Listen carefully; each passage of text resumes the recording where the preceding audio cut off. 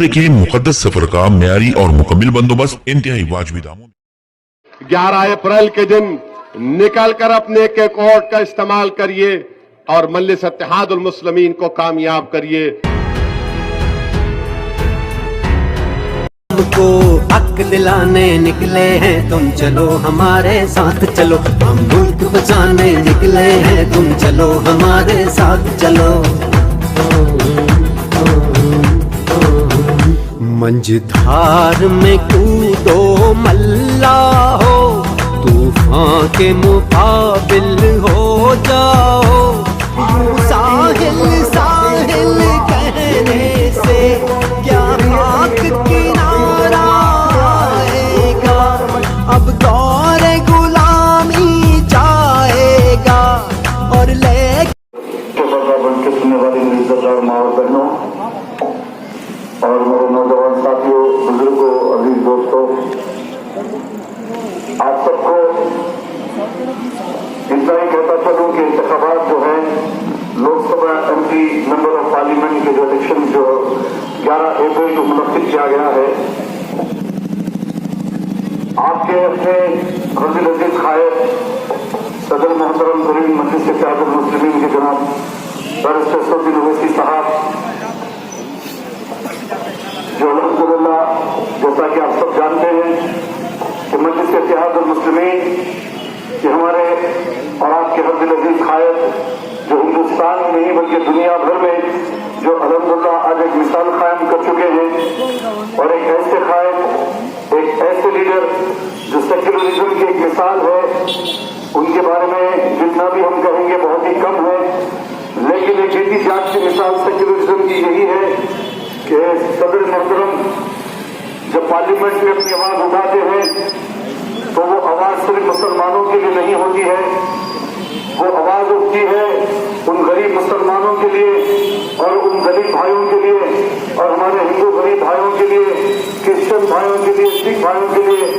हर किसी मजहब के लोगों के लिए उनके मसले मसाइल की आवाज जब उठाते हैं मेंबर ऑफ पार्लियामेंट में, तो एक वाहिद एक ऐसे हमारे लीडर हैं, हमारे कायद हैं जो आपके बीच रहकर हमारे मसले मसाइल को हल करते हैं, ना कि बड़ी बड़ी बातें जो विश्व हिंदू परिषद और बीजेपी और तेलुगु देशम और कांग्रेस के जो वादे होते हैं, इनके बड़े बड़े लीडर हैं जो अपनी अपनी बातें करते हैं, बड़े बड़े वादे आपसे करते हैं, बड़ी बड़ी सिर्फ इनकी बातें होती हैं, अमल कुछ नहीं होता। लेकिन एक हमारे कायद ऐसे हैं जो आपके बीचों 20 साल के 12 महीने रहते हैं और आपके मसाइल को,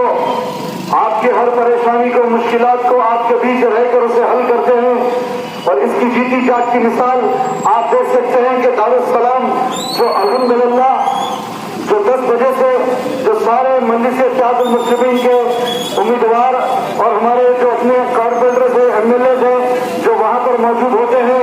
और आवाम के मसले मसाइल को हल करते हैं। कोई ऐसी पार्टी आप मुझे बता दीजिए कि हिंदुस्तान की कोई ऐसी पार्टी बता दीजिए जिसका ऐसा ऑफिस है, जिसका ऐसा मरकज है जहां पर आवाम के मसले मसाइल को हल किया जाता है और वहां पर यह बात देखी नहीं जाती कि मसले को कौन लेकर आ रहा है, परेशानी को कौन लेकर आ रहा है, मुसीबत में कौन आ रहा है, उसका नाम पूछा नहीं जाता, उसकी जात पूछी नहीं जाती, उसकी पार्टी नहीं पूछी जाती। वहां पर अगर पूछा जाता है तो सिर्फ उसके मसले, उसके प्रॉब्लम्स को और उसको हल करने के मसाइल को देखा जाता है। और यही चीज आपको अगर नजर आएगी हिंदुस्तान के कोई मरकज में, कोई ऑफिस में, कोई पार्टी ऑफिस में नहीं मिलेगा, वो सिर्फ दारुस्सलाम में मिलता है। वहां पर आपके मसले मसाइल हल होते हैं, हमारे हिंदू भाइयों के मसले मसाइल हल होते हैं, क्रिश्चियन भाई के होते हैं, दलित भाई के मसाइल होते हैं, सभी के मसले मसाइल हल होते हैं। आपको इतना ही बात में बताता चलूं कि हमारी जो फिगर है, जो हमारी जो पोलिंग परसेंटेज है, जो मुसलसिल दौरों में, मुसलसिल जलसों में बोला जाता है कि पार्टी के मजबूत कीजिए और पोलिंग परसेंटेज को बढ़ाइए, लेकिन ये देखा गया कि इलेक्शन के दिन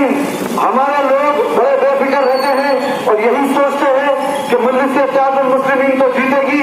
इन्हें कौन हराएगा। अरे यकीनन मजलिस इत्तेहादुल मुस्लिमीन जीतेगी इंशाअल्लाह ताला, सुबह के क़यामत तक जीतेगी इंशाअल्लाह और ये जमात कायम रहेगी इंशाअल्लाह। लेकिन आपकी जो जिम्मेदारी है, आपका जो एक फर्ज है कि आप मजलिस इत्तेहादुल मुस्लिमीन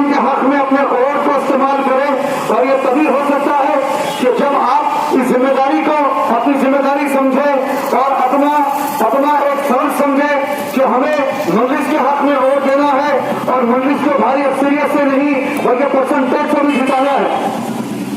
یہی سازشیں بی جے پی کی رہی ہے کہ کس طرح